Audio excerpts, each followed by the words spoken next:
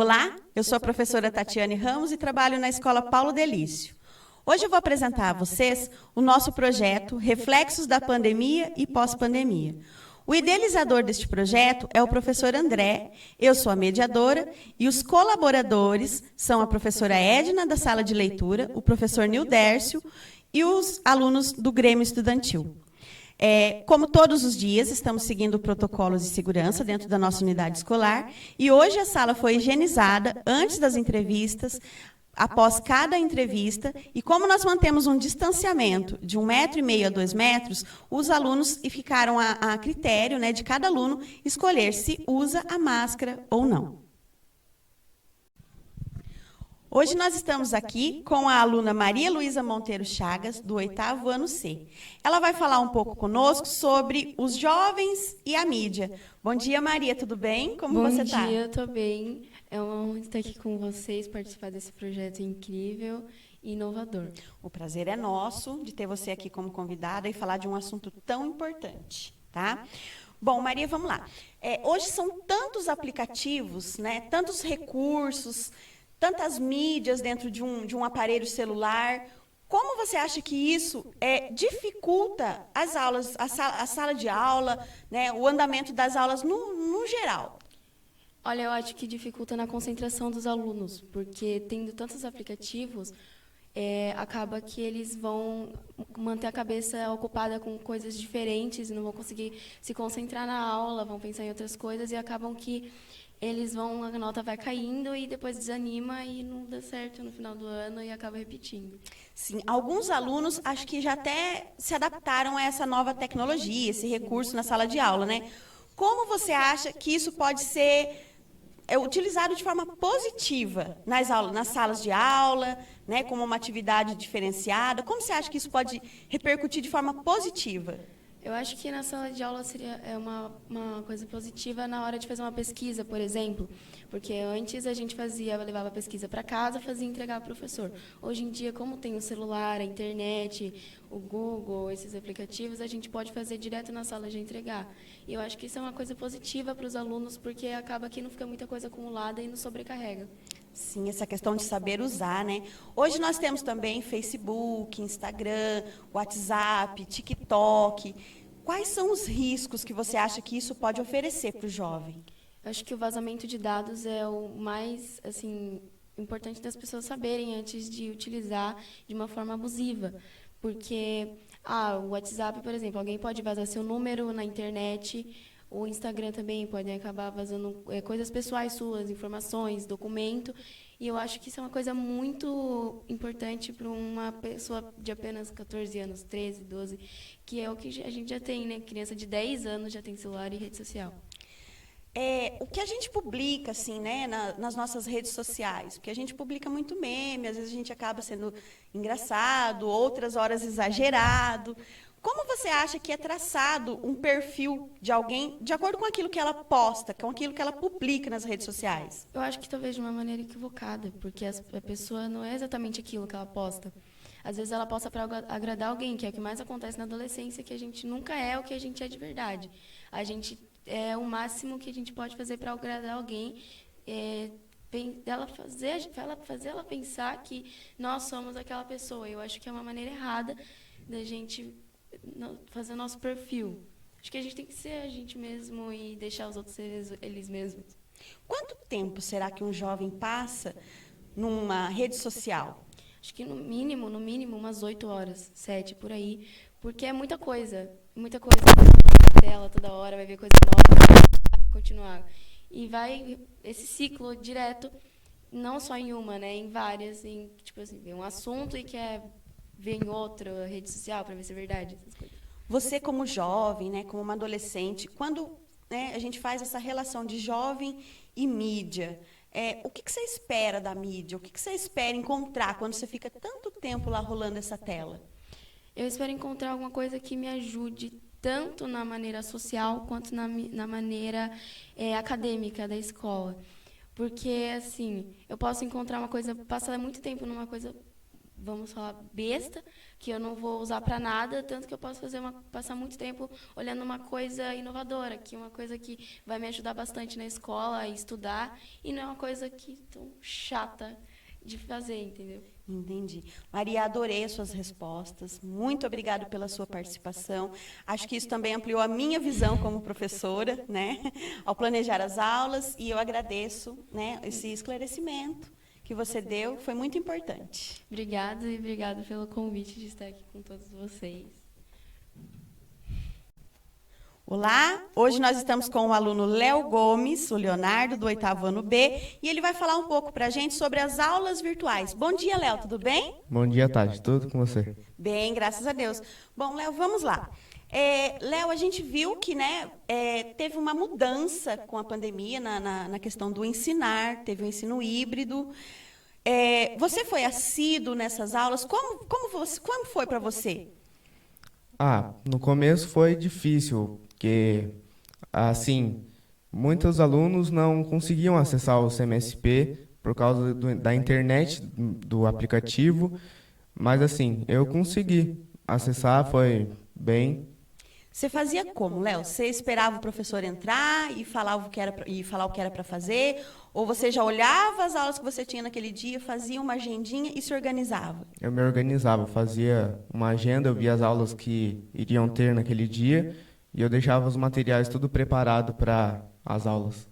Tá. Teve alguma dificuldade? Assim, qual foi a maior dificuldade que você teve com as aulas online?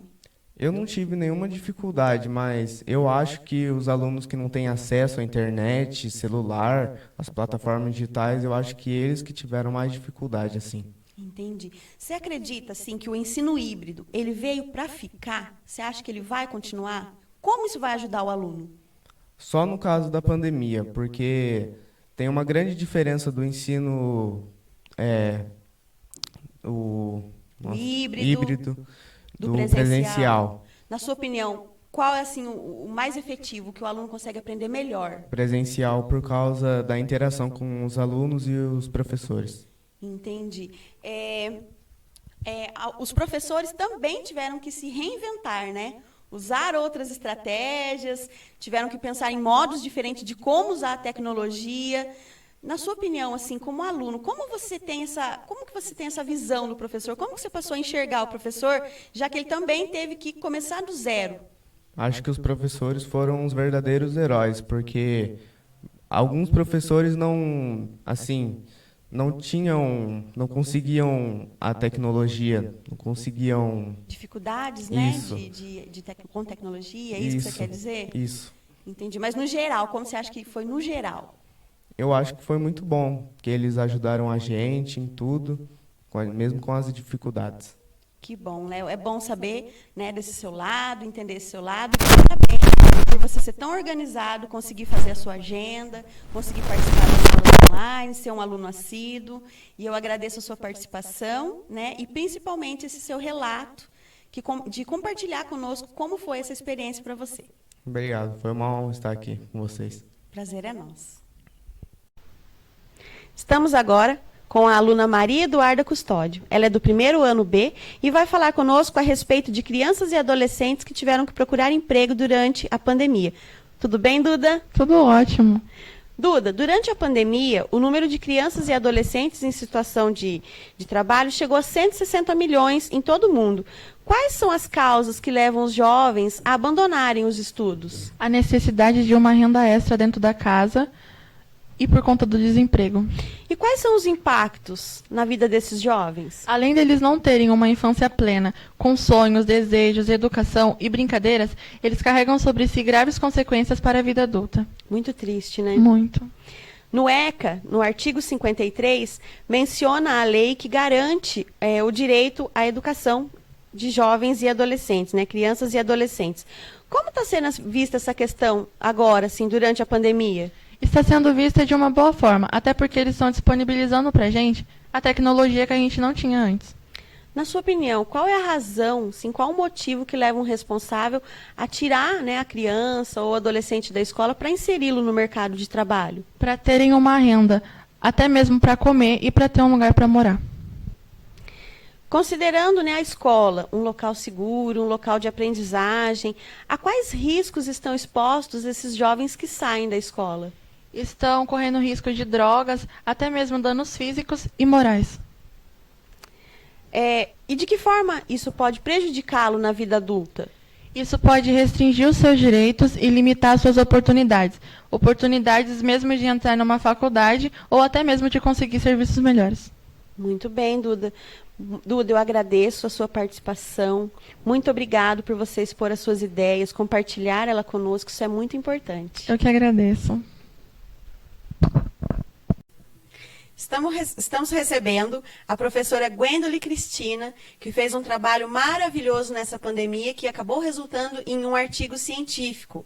Hoje ela vai falar com a gente a respeito que a superação pode estar na pandemia. Bom dia, Cris, tudo bem? Bom dia, tudo bem. Cris, eu queria que você falasse um pouquinho para a gente como foi o seu trabalho nessa pandemia com a sala de recurso. Como ele aconteceu? Então, a sala de recursos foi um caso bem especial, né? A partir do momento que nós precisamos usar tecnologia para alcançar os alunos, nós nos deparamos com várias dificuldades. Primeiro, né? Percebemos que alunos não tinham celular, não tinham internet e difícil acesso à escola. Então, imagine, né? Então, como atingir esses alunos sem celular, sem internet e sem eles poderem vir à escola? Na verdade, não poderia mesmo por causa do confinamento. Então, foram várias dificuldades. Você chegou a fazer visita domiciliar em algum momento? Então, a coordenadora Renata, ela se preocupou muito, né, como sempre, né, com os alunos da educação especial. Então, nós começamos a fazer a busca ativa, a ligar. Um dos alunos, uma das alunas em específico, estava atravessando um momento difícil porque deu meio que uma depressão, porque esses alunos da educação especial, eles têm mesmo uma dificuldade maior de se autorregular, de entender, lidar com a quebra de rotina, né, é muito difícil. Então, essa aluna passou a apresentar esses episódios de depressão, choro. E conversando com a mãe disse o seguinte: professora, a minha filha, ela não tem como ir à escola, porque a gente mora muito longe, nós não temos, né, o aparato tecnológico, e ela está chorando, ela chora, ela apresenta choros, e sente falta da escola e da sala de recursos da professora Cris. Será que você poderia vir aqui? E aí foi um momento, uma oportunidade que tivemos de começar a atingir esses alunos com atendimentos domiciliares. Se o aluno não pode vir, eu fui, né? Claro, com todo o aparato, paramentada, máscara, álcool em gel, e começamos os atendimentos domiciliares, né? Foi uma proposta nossa, pessoal, para atingir mesmo, porque esse aluno não poderia ficar sem esses atendimentos. Nós achamos muito interessante, importante, e foi assim. Fundamental, né? Teve, assim, algum desafio, assim, Qual foi o maior desafio que você encontrou nessa questão de visita domiciliar? Então, desafio nem tanto, porque a partir do momento que você está disposta, né, a ir atender esse aluno, eu acho que aparentemente não, mas teve algo muito interessante, especificamente com essa aluna, porque é o seguinte: quando eu comecei a atender, eu levei toda a minha mala pedagógica, né, porque eu uso material estruturado, todo um processo, né, um ritual para atender esses alunos. E quando eu comecei a atender essa aluna, a mãe ficava perto, falei, essa mãe junto, né, tá bom, né, vamos lá. E aí eu começava a fazer as intervenções e a mãe respondia. Falei, meu Deus do céu, né? Eu perguntava para a aluna, a mãe começou a responder. E aí, mais ou menos lá para o quarto atendimento, a mãe um dia virou para mim e falou assim: professora, se na escola eu tivesse tido esse atendimento, dessa forma que você ensina, eu tinha aprendido a ler e escrever. Aí eu, oi? Como assim, né? Falei assim, você não sabe ler e escrever? Não leio nem escrevo, né? Tive que sair da escola, fui cuidar dos meus irmãos mais velhos, meus pais trabalharam na roça, então eu saí e nunca mais voltei. E eu virei para a mãe e falei, você quer aprender a ler e escrever? Ela falou assim, meu sonho. Eu falei, depois eu vou te ensinar a ler e escrever, né? E aí eu comecei a atender a mãe e a aluna. E Qual foi o método que você usou de alfabetização? isso, aí, na educação especial, o que eu acho interessante? Existe o método fônico, que é muito mais fácil para eles assimilar. Então, para cada fonema, existe um grafema. Então, cada letra tem um som. Então, a gente começa com as vogais, sempre do menor para o maior. As propostas construtivistas são muito difíceis, porque geralmente no primeiro ano, o aluno no ensino regular já tem o texto lá ideográfico, né, ele tem que olhar ali, a professora na intervenção, ele já começa a perceber as palavras. Então, é interessante para alguns alunos típicos, é muito difícil, imagine para os atípicos. Então, assim, o fônico é o mais interessante, mais fácil. Então, eu comecei a trabalhar com as vogais, cada vogal um som, depois o nome, seu nome tem vogal? Ah, tem. E aí vai, assim, sílabas simples, depois sílabas complexas, depois frases. E a mãe, ela tinha um interesse, o sonho dela era poder fazer um bolo, algum alimento, preparar um alimento para quando o maridão chegar e ter preparado. E ela falou, olha, meu sonho é pegar uma receita, ler e fazer. E eu falei, depois que ela já tinha adquirido, né, o conhecimento das sílabas complexas, nós vamos agora usar receitas, né? E ela escolheu uma receita, e tem até o vídeo que eu mandei para vocês, ela lendo a receita, fazendo, ela mandou o vídeo, comemorando, e depois eu tive que comer o mousse de maracujá, que ela fez com todo carinho. Então, eu parti do interesse dela, né, do mundo dela, do sonho dela, e foi assim. Legal, Cris. Esse processo de alfabetização da mãe da aluna, ele já foi concretizado ou ele ainda está em andamento? Não, é um complexo, extremamente complexo, né? Vou redundar aqui. Eu acredito que a alfabetização, existe tantos alunos aí, né, analfabetos funcionais, que lê, mas não consegue entender o que está lendo. Então, assim, eu não acredito em milagres. Continuamos no processo até hoje, já tem 2 anos de atendimento, ela continua, lógico, hoje ela lê, né, ela consegue ler qualquer texto, mas existe também essa questão de entender o que está lendo. Então, eu continuo, né, é bem complexo. Ainda não acabo. Enquanto eu estiver atendendo essa aluna, eu vou continuar atendendo a mãe. Que bacana. Fernando Capovilla, ele fala assim, aprender a ler requer uma instrução adquirida e depende essencialmente de uma conquista crucial pelo educando com a mediação de leitores proficientes. Como você vê essa citação desse teórico e o que ela significa para você? Essa frase é a personificação da alfabetização dessa mãe, dessa aluna, porque nós tínhamos só a quarta-feira um atendimento por semana. Então, você percebe assim, o esforço dela, né? Poxa, a escola agora está na minha casa, né?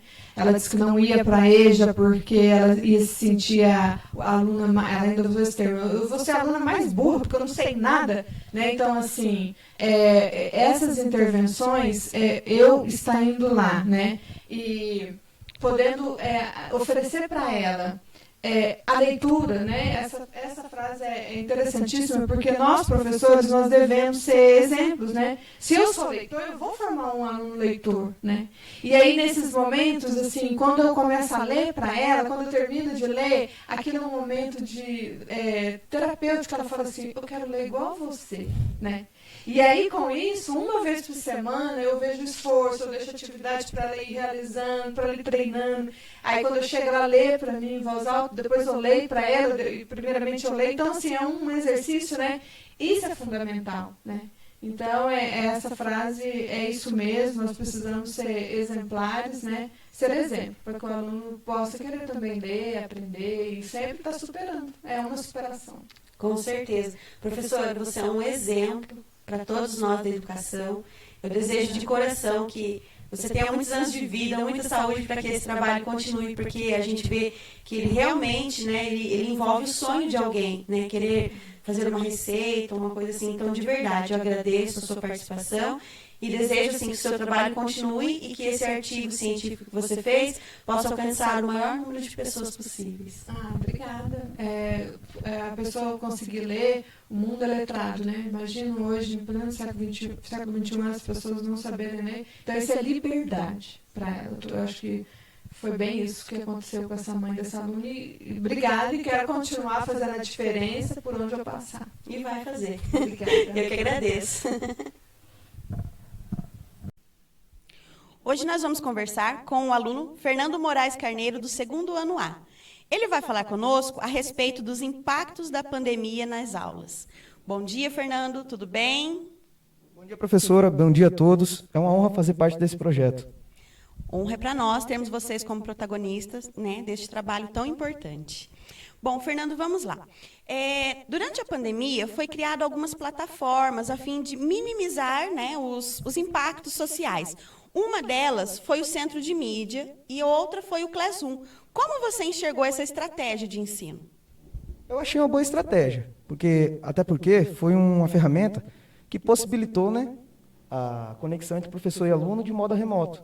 Só que, no entanto, eu acredito que teve muitos problemas, porque nem todo mundo tinha esse acesso a essas plataformas. Nem todos tinham um computador ou um celular em casa.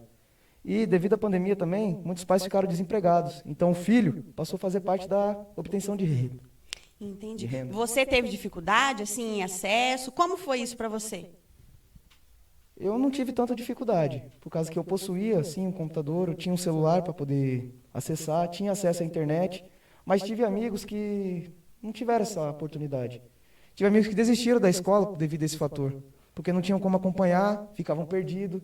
Aí, quando ia na escola uma vez na semana, era aquele monte de tarefa, tinha o desânimo, tinha um cansaço de estar fazendo parte da obtenção de renda da casa. Então, a estratégia foi boa, mas não tinham recursos suficientes para que fosse boa para todos.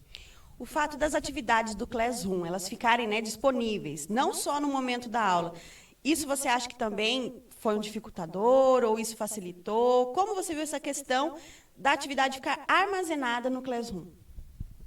Esse eu achei que ficou bom, por causa que, daquela forma, se o aluno só tem acesso uma vez na semana, se ele pegasse ali naquela semana que ele fosse, ele estaria atarefado demais. Então, ele poderia copiar, fazer em casa e depois entregar. Então, esse ponto eu achei que... Você conseguiu se organizar bem com essa questão? ficou alguns para trás, né? Mas eu consegui, sim. Tá, Com uns 2, no 3. geral, a sua prática, né, durante essas aulas remotas, como você descreve ela? Foi muita rotina, viu? Era acordar cedo, fazer as atividades, aí mais à tarde tinha a aula no Google Sala de Aula, no CMSP, e durante esse meio termo eu estava trabalhando, então a cabeça não parava vazia. Tá. E agora, assim, o que você espera para o futuro, já que eu acredito que essa tecnologia veio para ficar, né, não tem como fugir, o que você espera? Qual é a sua visão de futuro para a educação nessa área de tecnologia? Pergunta boa. Eu acredito que, com a tecnologia em sala, o ensino pode sim ser facilitado. Porque o aluno vai ter a ferramenta que ele tanto domina, que é um celular, que muitos têm celular, muitos dominam, e vai ter chance de fazer pesquisas que demorariam mais, levariam mais tempo, sendo feita em livro. Claro que ninguém descarta um livro, porque um livro é um livro. Mas o celular está aqui para isso. Eu acho que se o aluno mudasse a sua visão que ele tem sobre o celular, que não é apenas um modo de diversão, não é apenas para viver de redes sociais, e visse aquilo como uma ferramenta de pesquisa, eu acho que o ensino avançaria. E acho ainda assim que o ensino remoto daria certo, mas deveria ter acesso a todos, né? Fernando, eu agradeço a sua participação, adorei as suas respostas, adorei o seu ponto de vista e principalmente a visão que você tem em relação a isso, né? Que a tecnologia é uma ferramenta que auxilia, mas ela não substitui outras ferramentas, tá? Muito obrigada pela sua participação. Eu que agradeço pela oportunidade. Obrigado a todos. Muito obrigada para você também.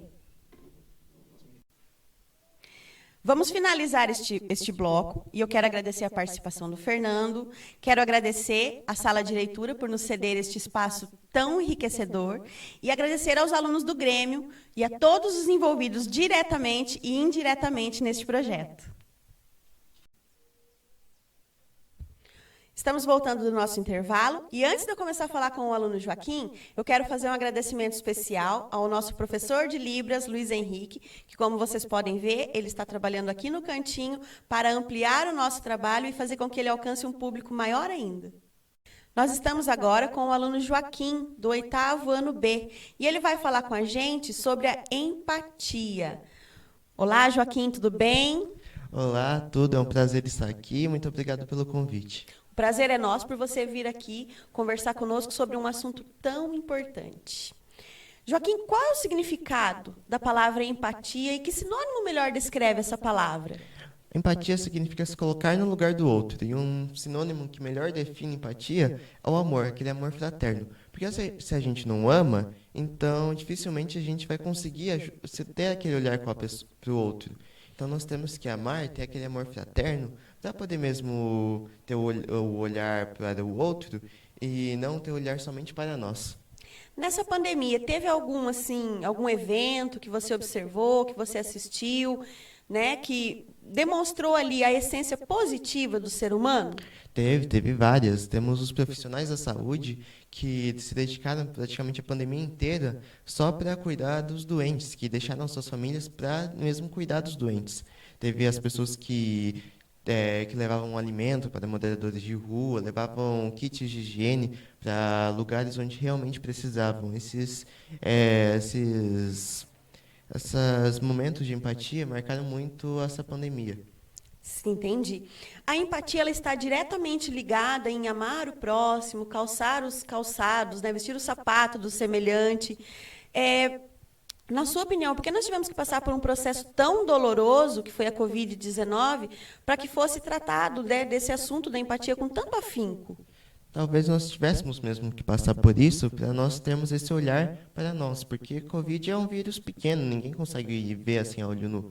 E talvez ele destrói mesmo. Então nós tivéssemos que passar por tudo isso para ter esse olhar de nos unir, de olhar para o outro, de cuidar do outro. Talvez fosse isso, talvez um certo propósito, vamos dizer assim, da pandemia. Verdade. O ditado gentileza gera gentileza foi criado por José da Trino, que carregava um estandarte com essa frase escrita à mão. Esse ditado tem alguma ligação com a prática da empatia? Como a minha gentileza pode mostrar a minha empatia com o próximo? Gentileza gera gentileza, então eu também acho que empatia gera empatia.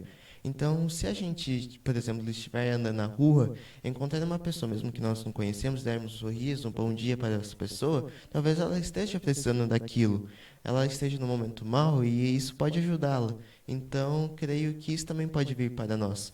Às vezes nós estamos num momento difícil, um dia triste, de cara fechada, e talvez esse bom dia, esse perguntar tudo bem e tal, pode nos ajudar a atravessar esse momento difícil, esse dia triste. Concordo, Joaquim. Joaquim, de onde você busca inspiração para ser empático nas situações que surgem no dia a dia?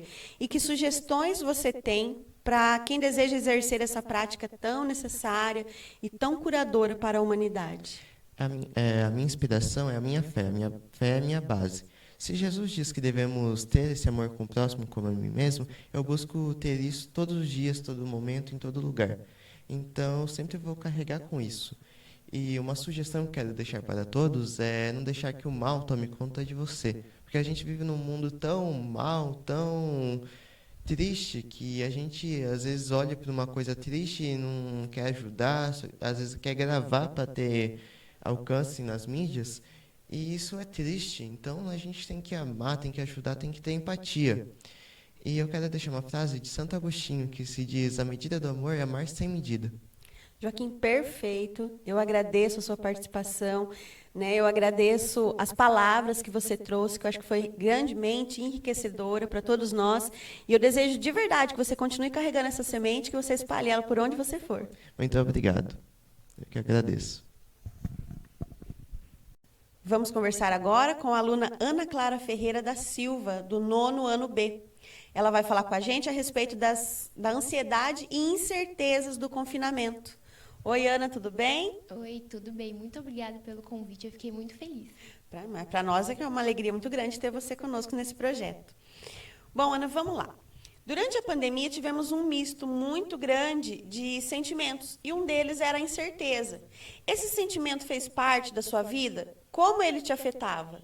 Ele fez parte da minha vida e não só a minha. Eu creio que é feito na vida de todo mundo. E, principalmente, eu tentava lidar com isso fazendo coisas que eu gostasse. Tanto assistir alguma coisa que eu gostasse, e uma coisa que eu me identifiquei muito foi na parte da cozinha, tentar dispersar o meu pensamento para alguma coisa que eu gostasse. Interessante. Muitas pessoas também deixaram de assistir, né, os jornais, acompanhar as notícias na internet. Você acompanhava os noticiários? Como você recebia essas notícias? Eu acompanhava, assim, para saber como que estava funcionando a pandemia em todo mundo. Só que não era algo que eu gostasse de fazer, porque eu ficava muito preocupada. Eu ficava tendo alguns pensamentos assim, nossa, quando a gente vai voltar como a gente era antes, então... Quando você olhava, assim, né, você acompanhava essas notícias, você conseguia já criar alguma perspectiva positiva para aquilo ou não ainda? No começo estava muito difícil, porque era algo novo, a gente nunca tinha vivenciado isso. Era algo que já fez parte antigamente, mas a gente nunca pensa que vai acontecer com a gente. Tem razão. Como a rotina da sua família foi afetada no confinamento social? Existia, assim, alguma ansiedade entre vocês? Sim, a minha família foi afetada, e não só a minha, eu creio que de todo mundo. Então, eu saía do meu quarto e eu via o meu pai e a minha mãe lá, todos juntos. Era algo muito diferente, que não fazia parte. Meu pai tinha o horário de trabalho dele e a minha mãe também. Então, era algo muito diferente, era muito algo estranho. E daí, com o passar dos dias, né, a gente percebeu que muitas pessoas foram retomando as suas rotinas, voltando, né, ao novo normal. Como foi isso na sua casa? Olha, no começo a gente ficou com bastante medo, porque esse vírus, depois de ter matado tanta gente, a gente ficou com aquele medinho que a gente fica. Mas com a primeira dose da vacina, foi algo que a gente foi se acalmando e a gente ia acreditando naquela luzinha no final do túnel. Ai, que bacana, né? E no dia 3, Ana, no dia 3/11 de 2021, os alunos voltaram às aulas presenciais. Você se sentiu ansiosa ou com alguma incerteza sobre como seria essa volta? Como essa volta repercutiu para você emocionalmente? Foi muito estranho, porque a gente teve aula online por um grande período. Então, a gente voltar a ter contato com todos os alunos dentro de uma sala de aula, o professor está lá na nossa frente e não por uma tela, eu acho que foi algo que a gente ficava muito ansioso. Concordo. Bom, Ana, eu agradeço a sua participação, eu agradeço você expor o seu ponto de vista, muito importante para o nosso projeto, saber o que o nosso aluno pensa, e isso também transforma o nosso olhar, viu? Eu agradeço de coração a sua participação. Eu que agradeço por ter vindo falar um pouco a minha opinião sobre esse momento que a gente passou. Muito obrigada. De nada. Olá, estamos agora com a aluna Ana Laura Alves Batista, do 7º ano B, e ela vai falar com a gente a respeito das perspectivas pós-vacina. Bom dia, Ana, tudo bem? Bom dia, tudo bem? Ana, vamos lá. No ano passado e nesse ano, a gente ainda viu muita gente partindo, deixando para trás os sonhos, as expectativas, sem conhecer a vacina. Na sua opinião, que palavra define a vacina e o porquê de escolher esse adjetivo? Proteção, porque ajuda a evitar sintomas fortes e diminuir as internações e casos graves. Muito bem. Com o avanço da vacina, muitas pessoas já retomaram, né, as suas rotinas. O que isso significa para o ser humano? Significa que estamos voltando ao novo normal e podemos ir à escola e frequentar lugares. E, na sua opinião, quais são os aspectos positivos da gente poder estar voltando à nova rotina? Que a gente pode rever os amigos e seguir nossa vida. Muito bem. Na sua vida, o que a vacina te proporcionou? Segurança. E como que você se sente agora que você sabe que sua mãe, o seu pai já estão vacinados? Protegida. Vocês já fazem projetos, planos de viagens? Sim, a gente pretende fazer passeios e visitar famílias que moram longe. Muito bem, eu desejo um bom passeio para você, para sua família, e agradeço você pela sua participação e por expor as suas ideias aqui conosco. Eu que agradeço participar deste projeto incrível.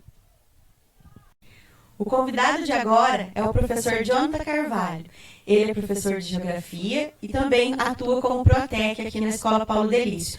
Ele vai falar um pouco com a gente a respeito da pandemia e a família. Oiê, tudo bem? Oi, Tati, tudo bom? Bom dia a todos. Muito obrigado pelo convite em poder contribuir com esse projeto. Imagina, para nós é um prazer. Professor, muitas famílias sofreram com a pandemia e ainda sofrem com a situação pós-pandêmica. Na sua opinião, como fica essa relação família versus pandemia e pós-pandemia? Então, Tati, uma coisa que eu tenho notado, né, que todo esse cenário pandêmico possibilitou, dar uma olhada assim especial como era a relação, né, com a nossa família antes da pandemia e como ficou após essa retomada, né? Hoje a gente vive aí um novo normal, a gente não está 100% livre, né, desse cenário. Então, assim, no começo nós saímos para trabalhar e a nossa única preocupação era chegar em casa. Então, eu chegava em casa, estava cansado, ainda assim a gente levava trabalho para casa, né, acumulava um pouco, não tinha tanto aquela noção de que a família ela precisa de um tempo, uma atenção, o filho precisa de um carinho. Então, hoje, a gente consegue, mesmo com o pouco tempo que a gente tem, ainda assim, chegar em casa, dar uma olhada na lição do filho, brincar, jogar uma bola, jogar um videogame, por mais cansado que eu esteja, né, quando eu chego em casa, então eu consigo fazer isso, porque eu consegui notar que nesse período que nós ficamos em casa, que a necessidade dele era tão grande que mesmo aí, vamos falar o quê, de 6, 7 meses, todos os dias ele tinha aquele momento de carência dele. Então isso daí é muito importante, a gente precisa olhar, né, melhor como que a gente, as nossas atitudes de antes e daqui para frente sempre melhorar e aprimorar. Com certeza. Eu acredito que a maioria, né, das pessoas, né, uma grande porcentagem delas, foram extremamente cuidadosas com a questão do contágio. Na sua família, quais foram as precauções que vocês tomaram para evitar o contágio? Inicialmente, né, no ano passado, nós iniciamos o ano letivo trabalhando, acho que 2 meses no máximo, ou nem isso, e logo em seguida foi um momento de isolamento, né? Então, a nossa casa passou a ser o local de trabalho e dali a gente precisava adaptar. Então, nesse período aí que nós ficamos em isolamento, sem retornar para a escola, sem fazer nenhum tipo de trabalho presencial, nós ficamos assim 100% em casa. Então, o portão de casa mesmo, até brinco com alguns amigos que eu falo que o portão de casa só era aberto para poder receber as coisas que a gente pedia de mercado.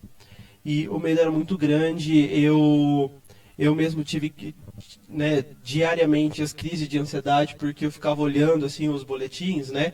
Eu ficava olhando de todos os municípios vizinhos, porque o meu medo era começar a lastrar e chegar onde eu moro. Então, o dia que não saiu o boletim 5 horas da tarde, eu começava a suar, a tremer, ficava nervoso e queria sair, mas não abria o portão. A gente, na verdade, a gente nem sabia onde ficava a chave, né? Minha esposa deixava em um lugar e quando precisava abrir, ela ia lá e pegava. E ainda assim, com todos esses cuidados, né, toda essa precaução, a minha esposa foi contaminada no ano passado. Ela fez o teste, testou positivo, ela chegou a ficar assim, ruim a ponto de ir ao hospital um dia, né, em consulta, fez uma medicação. Eu não fui contaminado naquele momento, nem meu filho. E aí, fora isso, passando, né, virando o ano, aí aconteceram algumas mudanças na nossa casa, quando a mãe da minha esposa retornou, e ela não estava muito bem, aí precisou ficar hospitalizada. Nesse período, minha esposa foi contaminada novamente, então, a segunda vez. E a gente tinha uma preocupação muito grande, porque ela tem problema respiratório.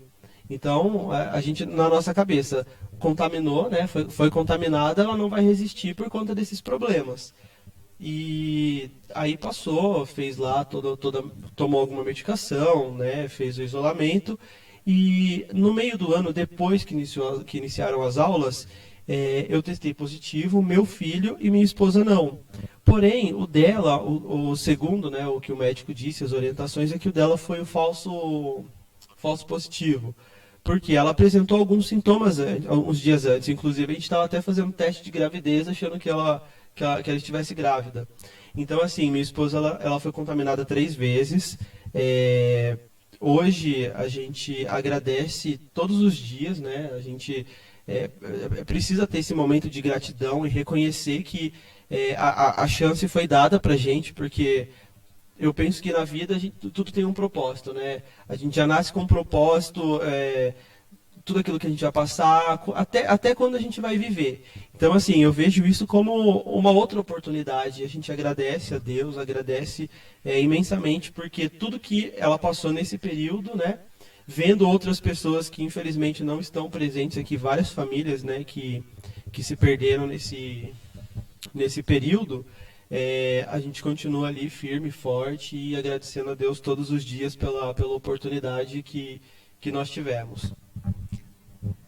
Após esse período, né, de quarentena, todo esse processo que a sua família passou, todos, né, tiveram que retomar as suas rotinas. Como foi para vocês essa questão de retomar a rotina e voltar ao novo normal? A retomada da rotina, ela foi assim bastante, foi uma rotina assim que a gente não imaginava, né? Tanto para nós professores quanto para os alunos, né? Eu vou usar como exemplo o meu filho. Ele não conseguia mais se adaptar nesse online. Foi quando ele retornou ao presencial, mas assim, com uma quantidade mínima de alunos, e ele chegava em casa relatando que ele era chamado a atenção se ele estivesse andando e encostasse num corrimão, se ele pegasse na maçaneta da porta. Um dia ele até relatou: pai, eu tenho medo da professora me mandar para a diretoria se eu encostar, eu estou com medo de ir para a escola. E daí a gente tem que trabalhar isso nele, porque estava fazendo muito bem para ele, melhorou bastante o desempenho dele, porque em casa, por mais que tenha o pai e a mãe para ajudar, ele não consegue enxergar ali como um orientador, né, para o estudo. Ele vai falar: não, é meu pai, é minha mãe. E aí, pro meu filho, isso daí foi bem difícil, bastante. E aí, quando nós, professores, retornamos aqui para a escola, inicialmente tinham poucos alunos, a preocupação, o medo era muito grande, porque a gente pensava, principalmente, se a escola teria estrutura, né, para receber todos os alunos, caso tivesse algum tipo de contaminação, levar isso para casa mais uma vez, né? Já tinha passado aí por uma situação de 3 vezes com a minha esposa. Então, assim, mexeu bastante. Naquele período que a gente ficou em casa, as crises de ansiedade, aquelas crises depressivas, elas aconteceram, e nesse momento de retomada também, porque chega um momento que a gente acha que não vai conseguir lidar com tudo isso, né? Mas graças a Deus a gente está aí firme até hoje, não está sendo fácil, mas a gente tenta trabalhar o psicológico e transmitir também, né, essa mensagem de conforto para os alunos, orientando eles sobre os cuidados, a precaução, tentar manter o máximo de distanciamento possível e tentando trabalhar dessa forma. Professor, eu agradeço por compartilhar conosco essa sua história, né, esse seu relato, que é extremamente importante para a gente ter essa visão, né? Às vezes, na minha família ninguém pegou, mas, né, em outros pegaram. É bom a gente saber que, né, sua família teve sorte, teve superação, como vocês enfrentaram isso. Então, eu agradeço de coração a sua participação no nosso projeto e desejo toda sorte para sua família. Muito obrigado, Tati, a todos nós. Sorte, saúde, sucesso e a proteção divina que todos nós precisamos. Muito obrigado mesmo pelo convite, fico muito feliz. Muito obrigada. Dando sequência ao nosso cronograma, nós vamos falar agora com a aluna Maria Luísa, do 1º ano A. Ela vai falar com a gente a respeito da violência doméstica durante a pandemia. Tudo bem, Malu? Bom dia, dona Tati. Tudo bem, e você? Bem, graças a Deus. Malu, durante o confinamento, muitas pessoas ficaram, né, trancadas dentro de casa, às vezes com o marido, né, com o filho, com a sogra, um pai mais idoso. E com isso cresceram, né, foi crescendo os desacordos domésticos e, consequentemente, a violência. Dentro de um lar, o que é considerado violência doméstica? Violência doméstica, ela é qualquer tipo de agressão. Ela pode ser física, psicológica ou moral, que for praticada por membros da família. Então, às vezes ela tem um estereótipo que só o homem é o agressor e só a mulher é a vítima, mas não, ela pode envolver sogras, pais, irmãos, filhos e também, muito importante, o abuso sexual de crianças e a agressão contra idosos também são qualificados como violência doméstica. Quais são os impactos, né, que essa violência causa na sociedade? São impactos muito negativos, até porque a maior causa de feminicídio no Brasil é a violência doméstica. A alta taxa de suicídio faz relação com as denúncias de violência doméstica e também isso traz muitas consequências prejudiciais aos adolescentes e às crianças que vivem nesse ambiente ou até mesmo que sofrem essa agressão, podendo causar ansiedade, depressão, dificuldade na comunicação e até mesmo dificuldade na aprendizagem. Essa questão da violência doméstica, ela aconteceu só aqui no Brasil ou foi uma coisa assim geral? Foi uma coisa geral, muitos países foram afetados, apresentaram um crescimento. A Itália, por exemplo, desde o início da pandemia, ela registrou um crescimento de 161,71% nos casos. No mês de março de 2020, que foi quando o isolamento social foi anunciado, o Disque Denúncias na Argentina apontou um crescimento de 39%. E o percentual de mulheres agredidas na China se multiplicou. E a França também não ficou de fora, ela contabilizou um aumento de 30% nos casos. Muito triste isso, né? E a gente tem que lembrar que esses foram os casos que foram denunciados e que foram registrados. Tem muitas pessoas que sofrem isso, que ainda não conseguiram fazer suas denúncias, até porque as denúncias foram muito limitadas, né, com essa pandemia, por não poder sair de casa, muitas coisas fecharam. Então, a gente tem que pensar que tem muitos casos que não foram registrados e que as pessoas ainda sofrem com isso. Existe um órgão que registra essas denúncias e que monta um gráfico? O Ministério da Família e da Igualdade de Oportunidades, que faz esse levantamento, que registra tudo isso. Existe também aquele código, né, vermelho, que é uma denúncia. Como ele funciona e como ele pode salvar a vida de alguém que ainda está sofrendo violência doméstica? Ele pode funcionar de várias formas. Tem um projeto que envolve farmácias, que quando a vítima chega nessa farmácia e mostra a palma da mão com um X vermelho, o atendente imediatamente aciona a polícia militar. E também, né, agora, muitas empresas investiram em campanhas de denúncias veladas na internet. O Magazine Luiza, por exemplo, começou a investir em anúncios publicitários no Instagram de maquiagens para esconder manchas e marquinhas que foram causadas por essa violência. E que quando a vítima clica nesse anúncio, ela é diretamente no canal 180, que faz as denúncias e tal.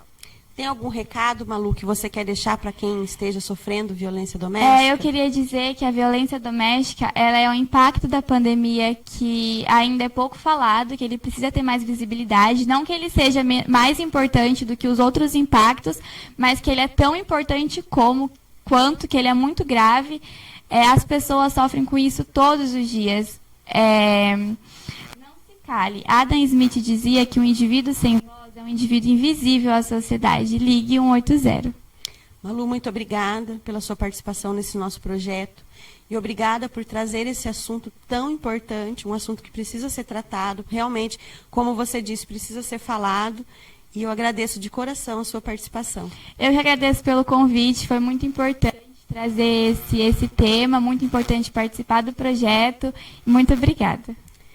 Nós vamos fazer uma pausa para o café e mais uma vez eu quero agradecer o professor Luiz Henrique, o nosso intérprete de Libras. Chegamos ao nosso último bloco e antes de falarmos com o nosso convidado, eu quero agradecer o professor de Libras, o nosso intérprete, o Luiz Henrique, e agradecer também aos alunos do Grêmio. Estamos agora com o professor Gabriel, ele é professor de Educação Física, já foi aluno da escola e hoje ele é estudante de fisioterapia. Oiê, tudo bem? Olá, tudo bem? Tudo bem. Gabriel, com essa pandemia, houveram muitas mudanças na área do trabalho e, inclusive, na área educacional.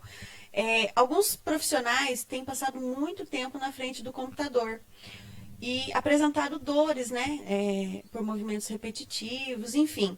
Como isso pode ser, né, prejudicial à saúde, essa questão de ficar tanto tempo na frente do computador? Então, quando a gente fala de ficar muito tempo na frente do computador, temos aí 3 situações, né, que pode ser prejudicial para o ser humano, seja ela psicológica, fisiológica e ergonômica.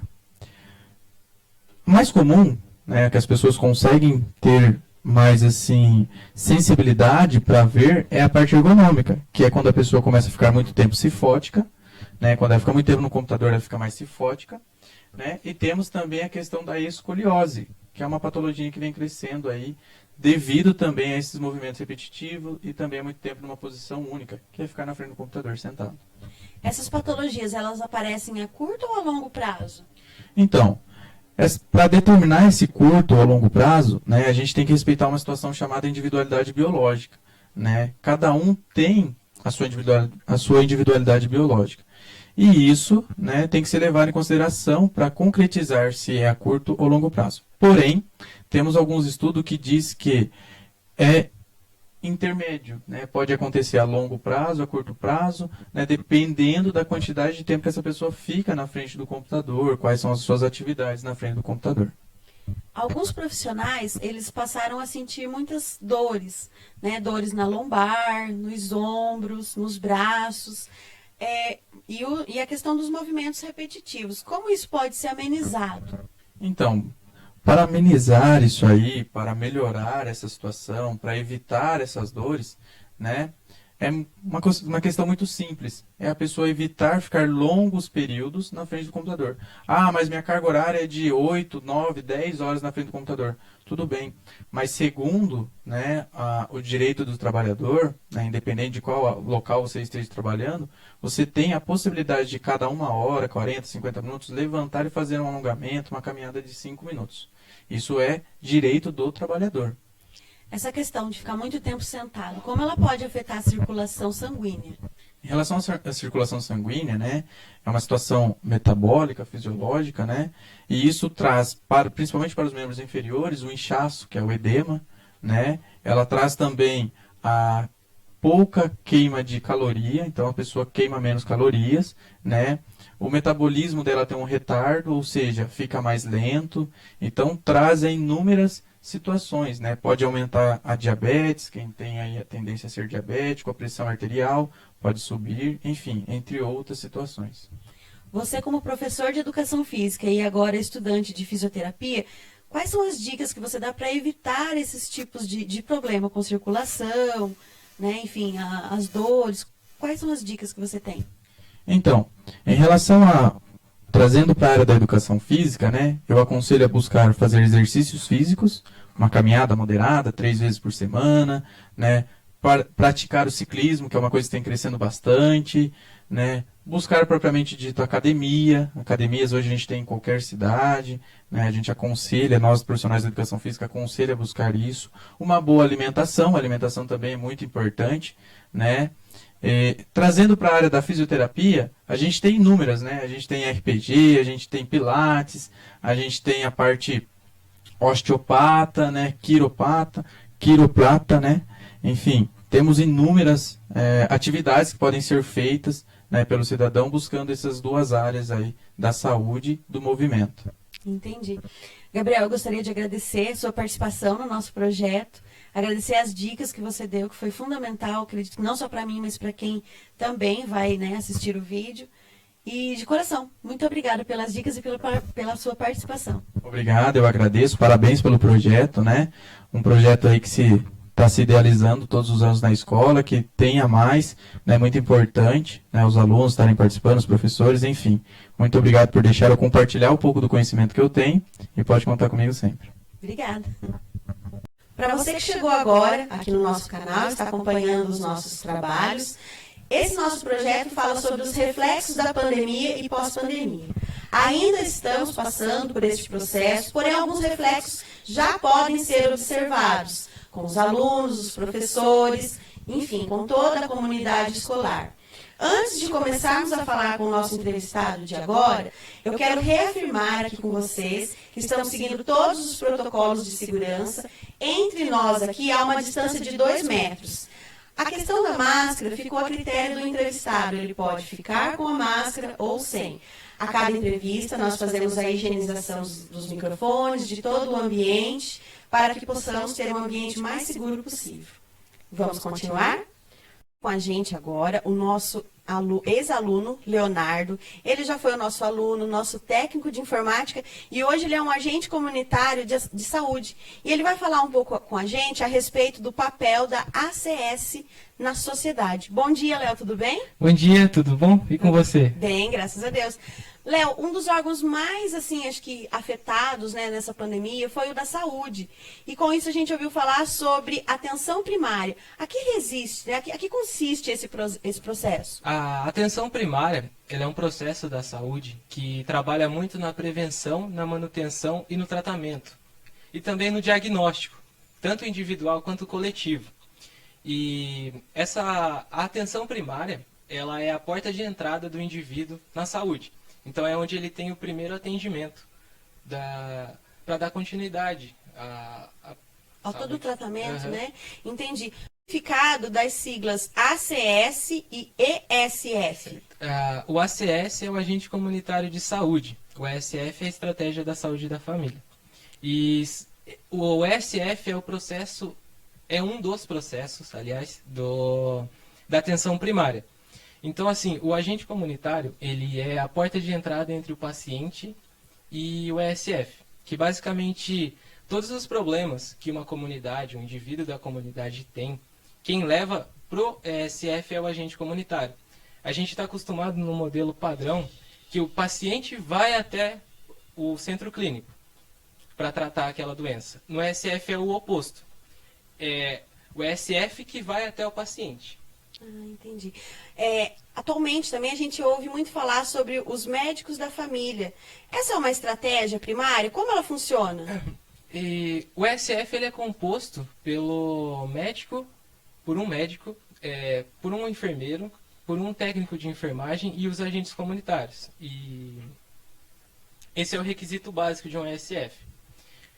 O principal ali no ESF é o agente comunitário. Mas para direcionar o médico ou a enfermagem para onde ela tem que ir, é o agente comunitário que é responsável por esse processo. Então, assim, nessa época de pandemia, a gente trabalhou muito em buscar a prevenção e conscientizar as pessoas sobre a Covid. Porque eu trabalho, por exemplo, numa área rural. Então, lá eles não têm quase conexão com a internet. Então, a gente tentou, claro, que a gente tem as limitações, né, até de transporte um pouco. E a gente tentou levar para todo mundo o que era a Covid, porque como elas deviam se portar numa situação de pandemia. E o médico é de suma importância nessa estratégia, porque sem ele a gente não conseguiria fazer muito do nosso trabalho. A gente direciona e procura, né, como a atenção primária diz da prevenção, melhorar a qualidade de vida das pessoas, seja levando o médico a um lugar, por exemplo, na zona rural, que quase não tem acesso, e principalmente nessa parte do tratamento mesmo, porque a gente tem muito paciente que já tem um cuidado, já necessita de um cuidado melhor. E não tem acesso. É complicado, né? Porque aqui no município, por exemplo, para uma pessoa que é debilitada, ela teria que chamar uma ambulância para chegar e ir até lá no posto de saúde. No nosso caso, não. A gente pega o médico e vai com ele até no domicílio. Então, assim, normalmente o médico já pode pedir exame, já pode encaminhar para uma especialidade, e tudo isso no domicílio. Então, assim, o trabalho do agente é muito gratificante por isso, porque a gente consegue alcançar pessoas que talvez ficaria invisível numa saúde normal. Verdade. Tem algum recado, Léo, que você queira deixar para a comunidade? É de extrema importância, né, gente? Atender o agente comunitário. Acontece muito, já aconteceu até comigo, com os colegas de equipe, que as pessoas acham ou que a gente só está ali para atrapalhar. Eu sei que é difícil atender mesmo, porque todo mundo tem suas necessidades, né, na casa. Mas é um papel muito importante. E tudo depende do agente comunitário para a estratégia da saúde funcionar. Então, assim, atendam o agente comunitário. Bom, Léo, eu quero te dar os parabéns por essa sua função, esse trabalho tão importante. Significa muito para a comunidade. Né? Quero agradecer, né, pela sua participação no nosso projeto. e dizer que eu estou muito feliz, né? Porque você foi nosso aluno e agora a gente vê você vencendo. E isso para nós é muito, muito, muito, muito gratificante. Eu que agradeço por estar aqui o André ter disponibilizado esse lugar para a gente poder falar. E se tiver alguma dúvida até, eu posso até responder aqui. A gente vai abrir um link depois, aí se tiver algumas questões, a gente envia para você. Certo. Pode ser? Pode sim. Então Com tá bom, certeza. então. Muito obrigada, Léo. Eu que agradeço. Está aqui conosco a professora Jéssica, ela é professora de arte e estudante de psicologia. Ela vai falar um pouco com a gente a respeito da pandemia e a psicologia. Oiê, tudo bem? Oi, Tati, tudo bem? Tudo bem. Gé, com a pandemia da Covid-19, as medidas de isolamento social tiveram um impacto não só na questão financeira, mas também na saúde física e principalmente na emocional. Como essa questão da saúde emocional reflete na vida das pessoas? Bom, Tati, com a pandemia, né, teve muitos impactos, principalmente por causa que as pessoas pararam de praticar exercícios físicos, né? Teve uma alimentação totalmente desequilibrada por conta da ansiedade que as pessoas enfrentaram durante esse período de isolamento, né? Essa questão da saúde emocional foi muito falada também, né? Durante o confinamento. A que consiste essa enfermidade? Bom, com esse isolamento, então, as pessoas puderam, ficaram, né, mais depressivas. O trabalho em excesso trouxe um estresse muito grande, né, porque as pessoas acabaram ficando em casa, então,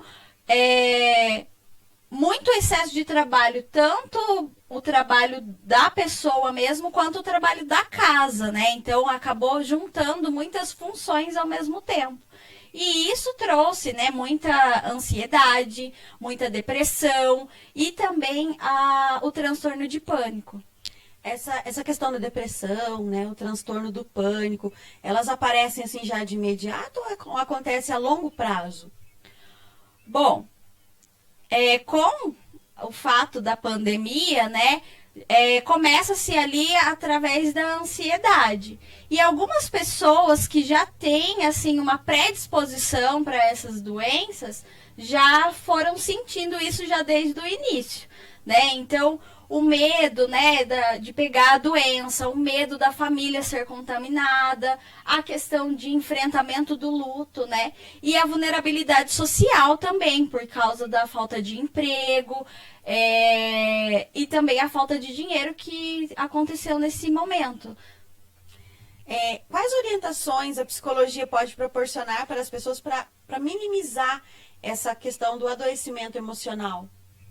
Bom, então com o luto, né, que foi muito prolongado, né, as pessoas ficaram em casa, né, e isso causou muito impacto e provavelmente vai continuar a longo prazo. Por quê? Porque as pessoas vão ficar com medo, com essa ansiedade de sair de casa, né, com o receio de ir até o trabalho, né, e isso dá um impacto muito grande. Além disso, os transtornos que surgiram ao longo desse tempo, né, da ansiedade, da depressão e do burnout, que é um transtorno que vem aparecendo muito por causa do excesso de trabalho agora.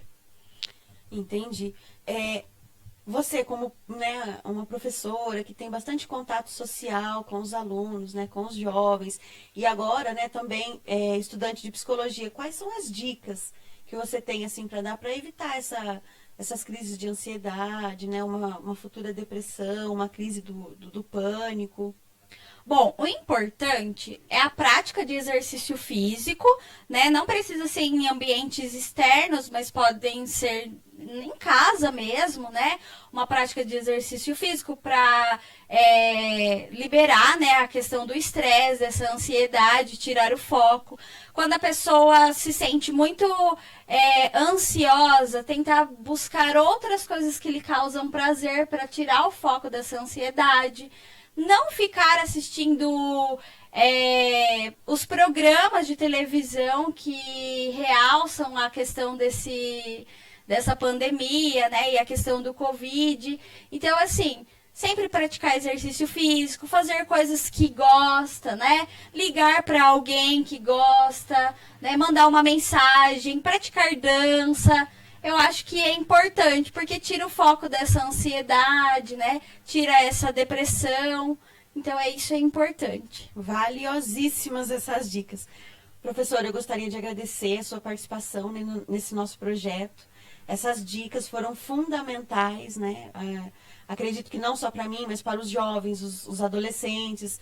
Acredito que todos estão passando por esse momento. E essas dicas são muito, muito, muito úteis, de suma importância. Muito obrigada pela sua participação. Obrigada, eu que agradeço por participar mais uma vez desse projeto. Conversar agora com a aluna Juliana Silvério Godoy, do 9º ano A. Ela vai falar com a gente a respeito do desemprego familiar. Tudo bem, Ju? Tudo bem, Tati, e você? Bem também, graças a Deus. Obrigada pelo convite. Imagina, para nós é uma honra ter você aqui nesse evento conosco. Ju, vamos lá.